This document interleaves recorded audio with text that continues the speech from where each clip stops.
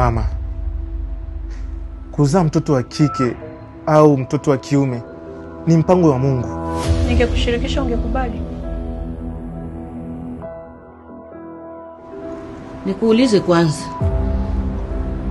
Unapenda Sakina afikishe miaka ngapi ndo mfatishe? Mpaka miaka 5? Yaani hapo huwezi kuamini. Zumuni la kukuita ndio hivyo kuomba ushauri. Babu, hata kwa mfano nikabeba mimba leo, nikazaa tena mtoto wa kike, wewe utafanya nini? Utamtupa? Umeniambia tutajaribu tena. I can't. Kwa hiyo hilo ombi la mtoto wa kiume ni la kwako, la mama yako au la ukoo mzima?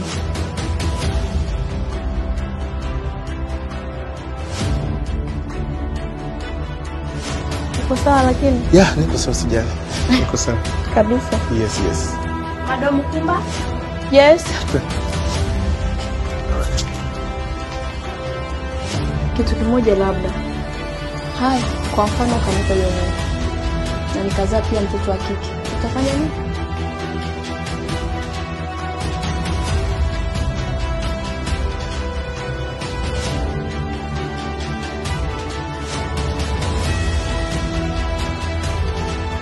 Tayari sana uzazi wa mpango. Uzazi wa mpango? Ndio. Mama kama yani mama mkwe wangu anampa pressure mume wangu akitoa pressure huko anakuja kunipa pressure zote mimi. What? Ndio. Yaani hapa hivi nimechanganyikiwa kwa sababu mimi niko kwenye hatua ya kuweza kupata mtoto wa kiume. Na pia hivyo familia na ukoo mzima inataka mimi nipate mtoto wa kiume.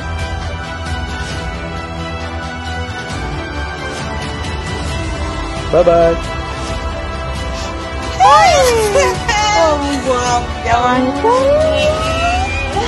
Karibu sana. Asante sana. Tunashukuru mno. Sawa. Asante sana.